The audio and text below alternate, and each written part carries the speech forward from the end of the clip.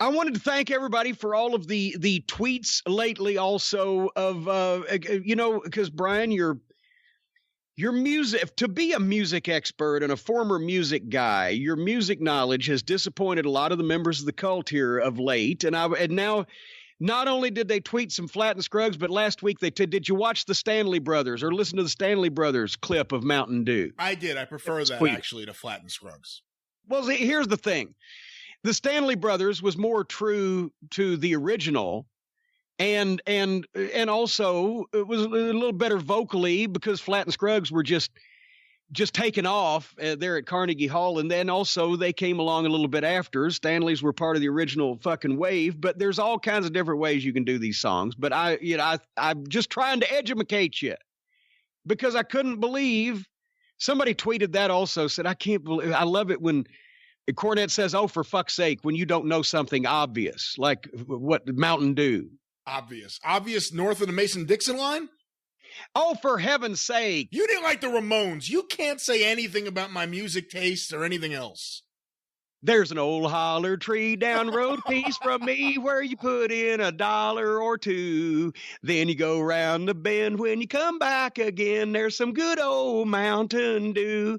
My mother used to sing that to me when I was a kid. Did your mother not sing that to you when you were a baby? No, it was more like Tommy James and the Shondells that I was hearing from Oh, my mother. come on. You have a problem with Tommy James now? No, I have a problem with any mother that would not pass on Mountain Dew down to, but here's the problem. The problem is, as you mentioned, it's a geographical thing because you people up there in New York and New Jersey and in the suburbs where the polo ponies roam free, you people don't have any music of your own up there.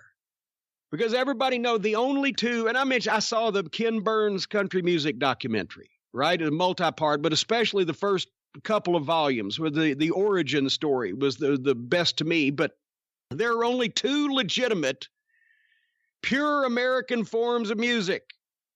The blues and what came to be known as bluegrass, which was folk and later hillbilly. And on opposite ends, fuck.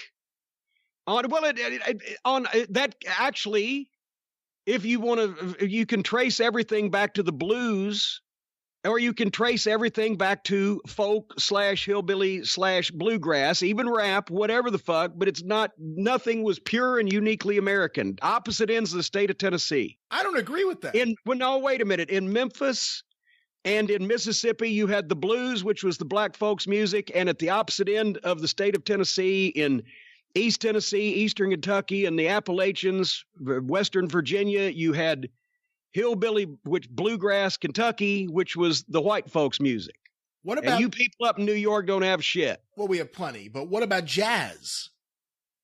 Jazz comes from blues. I don't know about that. I think so. And there's elements of not only the African tribal rhythms, but also, look at the jazz and the blues documentaries.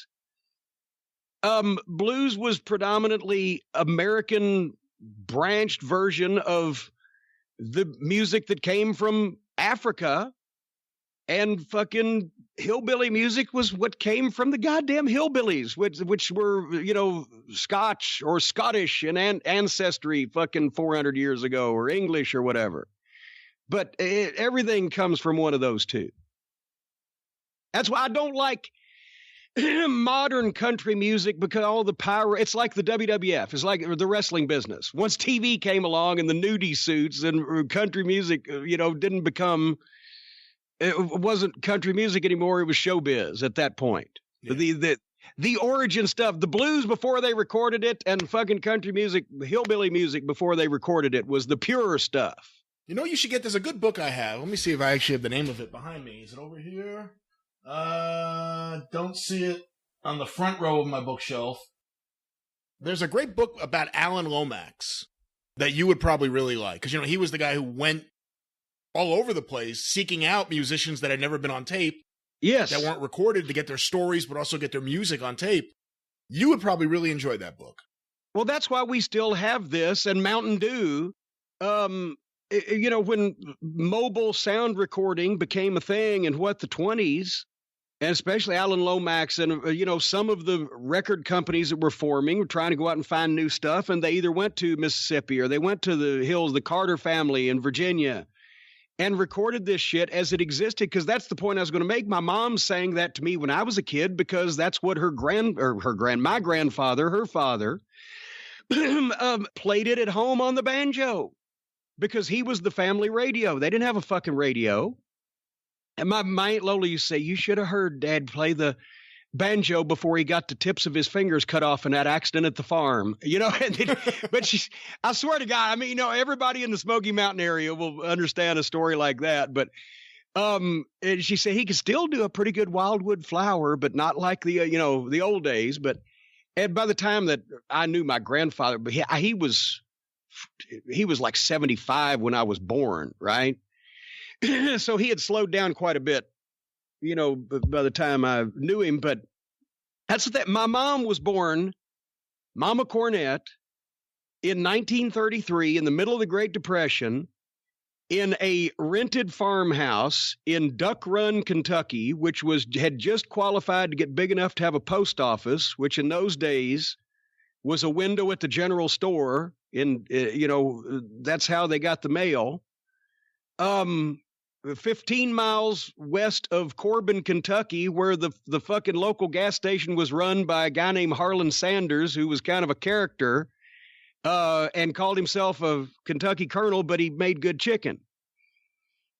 And, they didn't have, I don't remember how old she was, she said, when they got a radio, but she was old enough to remember when they got a radio. It was a big fucking deal, right? And there was no television. And to go along with the record player, they didn't have because they couldn't afford it. And the fucking indoor plumbing, they didn't have because they couldn't afford it. And I'm not sure that electricity was a constant every place that they lived when she was a kid. So the only way that these people back then had any entertainment whatsoever was to figure out, because you could buy a banjo and it'd last for 40 years for whatever price a banjo was, or whatever, or a guitar. So they would figure out how to fucking keep themselves entertained. Can you honestly... Corbin, Kentucky, in like 10 years ago had a population of 7,500 and a metropolitan area of 20,000. Can you imagine how many people were in Corbin, Kentucky 90 fucking years ago, when there wasn't even the state highway went from Knoxville to Lexington, Kentucky through Corbin? That's how Colonel Sanders had his gas station. Otherwise, there wasn't shit there. And they would rent like a place where her dad had enough acreage to have some chickens and grow some shit, with the idea of eating and selling the rest to pay for the rent on the property and whatever the fuck else they needed. So that was pretty much it. So that's why everybody made music in those days. And they came down and recorded it. And that's where all that shit came from.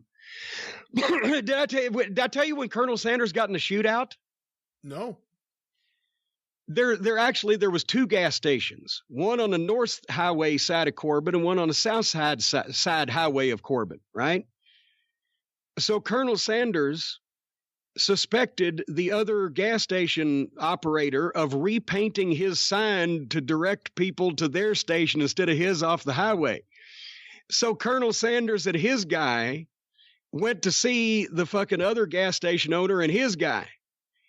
And the other gas station owner's guy shot and wounded Colonel Sanders shot and wounded the other gas station's backup guy, but the other gas station guy shot and killed Colonel Sanders' backup guy. So at the same time, Colonel Sanders eliminated all of his competition because the guy that owned the other gas station that killed Colonel Sanders' backup went to jail. So that was how things worked back then. That was in like 1936 or whatever. When my mom was 3, by the way. I found the book on my shelf here. Alan Lomax, The Man Who Recorded the World, a biography by John Zwed. So check this book out.